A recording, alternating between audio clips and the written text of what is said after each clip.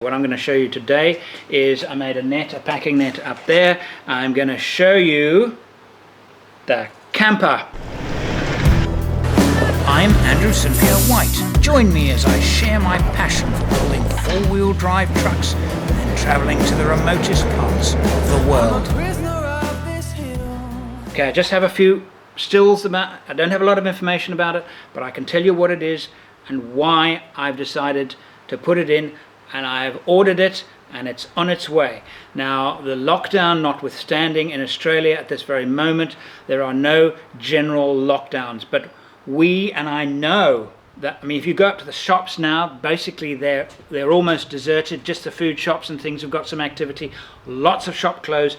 All of the gathering where people gather, restaurants and things like that, closed. Gyms closed. All sporting events, no crowd, you know what I'm saying? So that's where we're at the moment.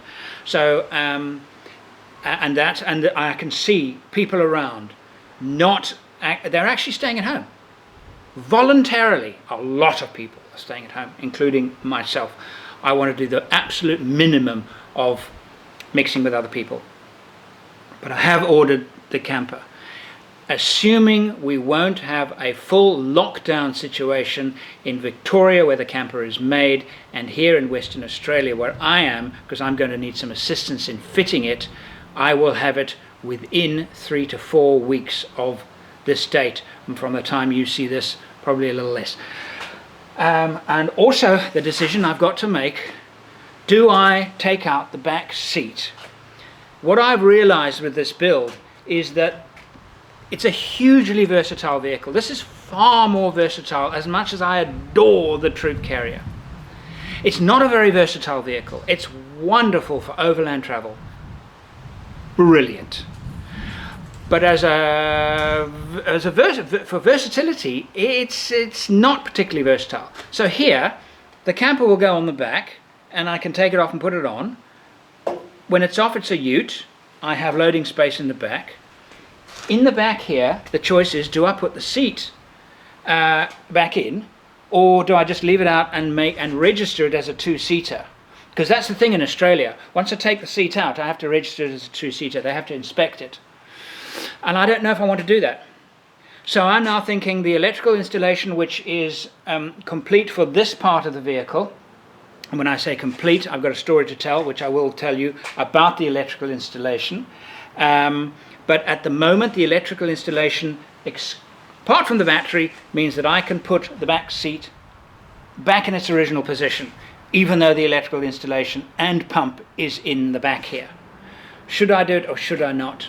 And I'm thinking that if I build something that will actually fit over the seat or on the seat or something, just for when I am traveling to handle my camera equipment, actually, again, it's going to increase the versatility of this vehicle, because I'm doing so well on the versatility stakes. I'm thinking, why stop now? Okay, so the camper. Now, I have been, a lot of people have said to me, oh, it's just another Stretch 79. We've seen that before, we've seen that before, we've seen that before. You have. You're not wrong. But I'm not doing it like all of the others. And when I say all, almost all, and all, actually maybe all of the 79 builds that I have seen on YouTube have consisted of a canopy with nice stuff, electrical stuff and all of the bits that go with it, and a rooftop tent. I do not want a rooftop tent. I don't want one. They're too small, they're too cramped. Gwyn suffers from claustrophobia, and she finds this thing on her head troubling. She doesn't particularly like them. And in fact, in Africa, we had a rooftop tent next to the car in Africa. Even with hippos wandering around, we slept in a ground tent. So, no, I don't want a box with a tent. I want a camper. The challenge is this. Campers are so, again, the whole reason for doing the stretch was a weight issue. Getting the weight behind, all the weight is behind the wheels. Getting the weight in front of these wheels. Let's look at 3 other campers, similar and worth considering. Tom's Fahrzeugtechnik in Germany built a very impressive unit. One major problem: access. To access anything, you have to climb inside. Not what I would call a good overland solution. Alucab Kaya. Definitely interesting, but lots of things to open and close. A little bit too complicated for me, but worth a look. There is no weight figure provided on their website, but I'm reckoning between 400 and 450 kilograms empty. And this one, the Buschlaper, Bosluis, which is Afrikaans for tick. Yes, the tick that sucks your blood. Not sure why they called it that, but look at it. That is approximately 550 kilograms empty weight, and coming in at a full 230 kilograms less is my choice. Built in Victoria, Australia, called a Tommy Camper. Simple, light, comfortable, with extremely good access.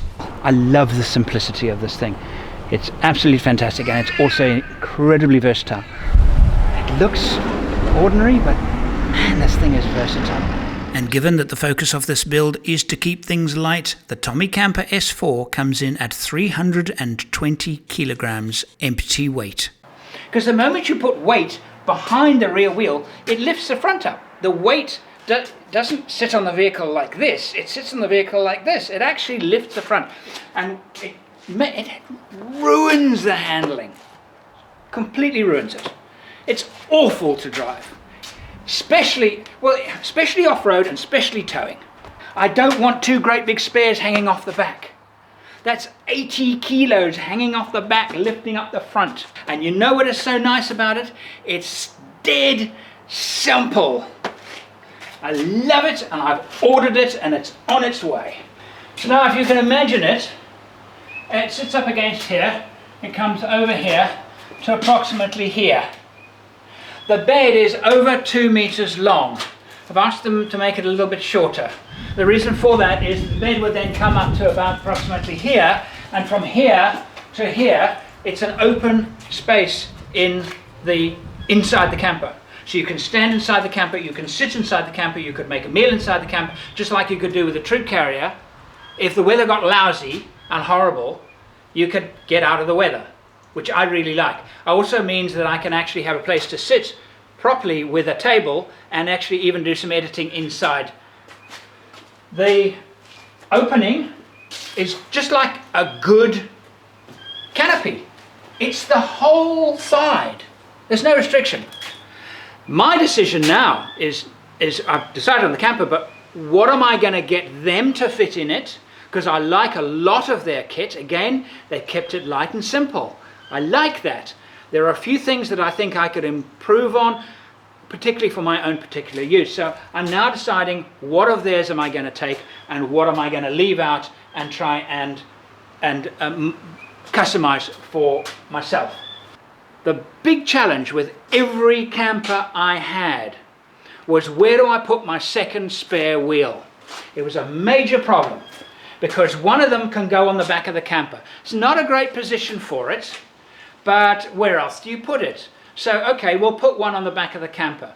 If it can go directly onto the back of the camper, I don't need a big steel arm, swing arm, heavy to mount it.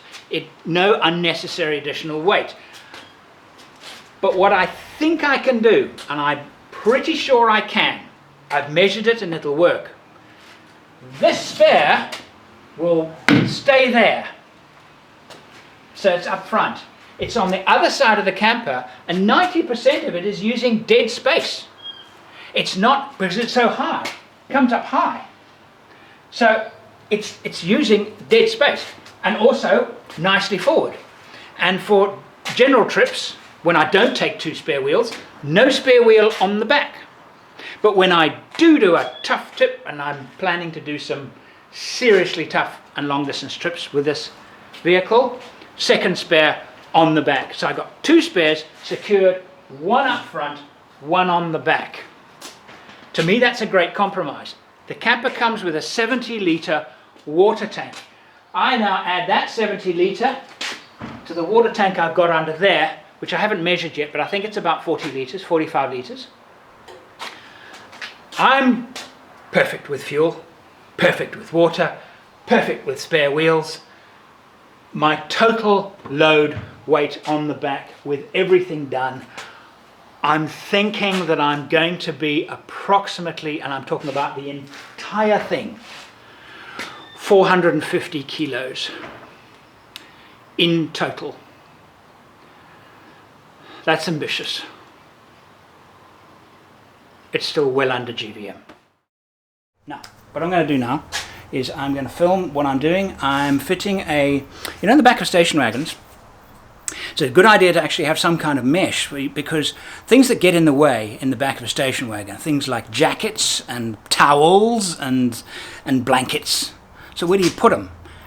Out of the way, so you don't have to even think about them during the daily course of travelling, and only get them when you need them. In a station wagon with limited space, an idea is to put in a mesh, and I'm going to be doing it in the double cab in the Land Cruiser. I hope this is of interest to you. Oh, I have to make an apology. On the video, on the follow-up video on the lithium batteries, I said what could be assumed to be a derogatory statement about sparkies, electrical guys, auto sparkies. And actually, in retrospect, it was a bit of a put down, because I wanted to say that Heiner, who was the electrical engineer, was more than just a sparky in terms of his qualifications, and it did come across as if I was putting down sparkies. If you're watching, I've had sparkies sort out problems, and at the time I thought they were flipping geniuses, because I was just completely unable to sort it. So if those sparkies around there, if you're listening, I apologize. I didn't mean it. I have a lot of respect for you guys. Okay, so the biggest challenge with putting in a mesh in the vehicle is actually finding a good piece of mesh, and also finding a rubber that has a good strong stretch to it. So, okay, these are pretty hopeless, because that's its maximum stretch. I'm not putting any effort in that at all. They're too flimsy and loose. To find these that are really good and strong, quite difficult. For example, these actually come from a yachting shop. Ah, these are good. These are good. Right, back in the Land Cruiser doing some modifications to our station wagon. In previous programs, we've been looking at how to equip a station wagon for serious long-distance overland travel. There's so much less you can do with a station wagon than you can do in a pickup. But it's really close. This is a cargo tie-down rail, comes from the aircraft industry, and I really suggest that big heavy objects are tied down safely in the back of your vehicle. Right, so I started by mounting in the car itself using the grab handle mounting points. I have put in 2 aircraft stowage rails. Tie-down cargo rails, and you put that in. Absolutely essential for the safety in the back of a vehicle when loading heavy items. Which you can get from any 4x4 shop, any good 4x4 shop will have them, and the mounting rings. Now, what I've got to do is I've got to thread the rubber, and of course I need, that's a problem. I can't, the end of rubber like that that's obviously no good. So what I can do, these are a New Zealand product, they're difficult to find, and that can hook, and that's very, very strong. And you can actually make bungee cords out of this stuff just by using those hooks, and you can make them any length you like. And I have this rubber, I must tell you, some of this rubber, it's probably, could even be as long as 10 years old. Not, you know, it's not breaking down, the rubber's not breaking down, it's not becoming sticky. It's obviously a very high quality rubber. You pull it tight. Where you would get that from, I don't know. Boating shops maybe. I actually don't know. Just threading it through. I'm doing it every one, but I'm going to redo this. Do it every second one. It's trial and error. This is why I don't make films of doing jobs like this. It'd be more interesting to watch paint dry. So where are the hooks? 1, 2, 3, 4, 5. Those aren't hooks. Those aren't hooks. Where are my hooks? I've got 2 hooks. That's one of them. Now I have 2. You know what works also well with trying stuff? Go to a boat shop and get these guys. And they're nice and firm. And I've had them in vehicles for a long time. They don't perish. And for attaching anything down, they're really quite nice. There's another thing called a something fist. They look really, really good for mounting stuff in a vehicle. So now, okay, there's the other. So what you do is you take this and you force it in. Can you see what I'm doing there? Hopefully that's in focus for you. Can you see what I'm doing? I'm putting that in. All right. So I only have 2 of these, fortunately, but I'm going to put them in here and see what happens. That's about 3 days later, because it's been really hot in here in Perth. It's a beautiful, cool day today at a balmy 26. It's too hot in this workshop with the steel roof and everything during the day. So I've come back and I've completed it, and it is... Actually, it's not even satisfactory. It'll do, but it's, you know, it actually looks tacky and it's not complete. Now I can't go now and get into the car and go to the shops and go and try and find some bits and pieces to sort this out. I've looked on. So all of this stuff comes from New Zealand that I've used here. So I'm going to have to try and find it on some websites. Not eBay, because everything we get here in Australia and eBay, not everything, but a large percentage, comes from China. So you have to do a lot of scratching and digging to find local produce, but you can. So I'm going to look for another piece of net because this is too small. There's a big space here that I'm not utilizing, and that's a bit silly. So I want to do some modifications to it. I'm going to leave it as it is for now, but I am going to work at getting it better, because I know I can get it quite a lot better than this. I remember doing a similar thing in the first pickup I owned, which was also a Land Cruiser, and actually it was the same color as this one. One of the very, very best pieces of equipment we fitted is a cargo net.